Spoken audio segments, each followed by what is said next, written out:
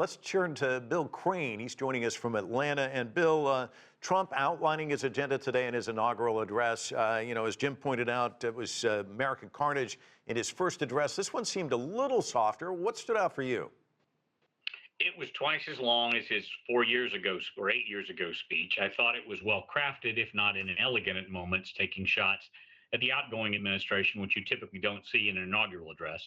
It was also unusual, as you've mentioned earlier today, that for 40 years we've been outside with a much larger stage and a much larger audience.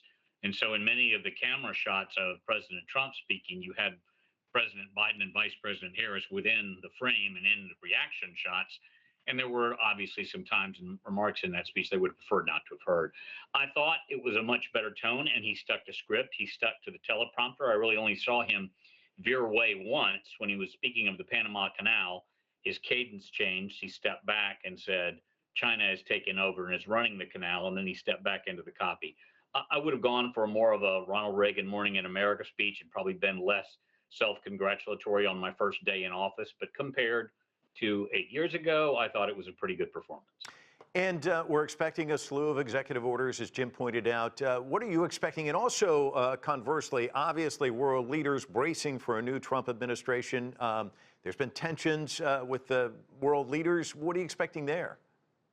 Well, he indicated today the first thing he's going to do is issue an executive order and declare an emergency at our southern border with Mexico. So I think a flurry of those initial executive orders and executive actions will simply reverse actions by the Biden administration at the front and throughout its four-year term. In that area specifically, there are some environmental and regulatory rollbacks that are coming, particularly in the area of green energy and automobile tax credits for the electric motor car industry, which the Biden administration fought for, the Trump administration will fight against. And then I believe we'll see a flurry of other executive orders that follow and track a lot of the other campaign promises, though I don't expect we're going to see the roundup of millions of Americans who may be here undocumented, living here without legal status. I do think thousands, probably somewhere in the neighborhood of 15,000 that are currently in custody in jails, prisons, and detention centers can expect a quick exit from our nation. And Bill, Trump also had remarks in Emancipation Hall. It's supposed to be about 10 minutes, actually went about a half hour. He talked about everything from his wife's feet hurting from the high heels to having a better relationship between Democrats and Republicans. Is that likely in a second Trump term? Possible, but not likely. And yeah, he was much more freewheeling in that second address.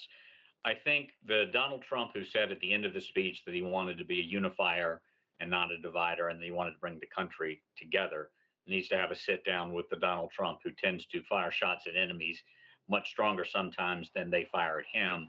Susan Wiles, his chief of staff, seems to have done an artful job during the end of the campaign and in his transition period, kind of keeping Donald Trump between the rails, keeping him more or less on script, and appearing more presidential. And if that Donald Trump is around more frequently, we may see some progress with pieces of legislation that both sides of the aisle have to discuss, like reducing the budget, looking at some of the recommendations of the Government Office of Efficiency that's going to come into action, and even some of the things around tariffs that may create some new revenue streams, which the country needs. He also talked about the tradition of this day, accompanying Biden and the First Lady to fly off, talking about what a great tradition this is. But he didn't do that 4 years ago. Can you talk about the contrast we saw with this inauguration versus the last one and this transfer of power? Certainly, the peaceful transition of power is a hallmark of the United States and a bedrock of our government, and it's one of the things that the other democracies and republics of the world look to the United States for. 4 years ago, while Donald Trump was still contesting the results of the 2020 election, he didn't invite the Bidens to the White House. There were a number of things in the normal transition process which didn't occur, and he was not as elegant as you saw the outgoing president and vice president and their respective spouses in this proceeding. It was a very cold and bitter moment, even though the weather was warmer in Washington, D.C., and the proceedings were outside. I like the return to the more normal that we saw today. Bill Crane, always a delight talking to you. Thanks so much for your insights.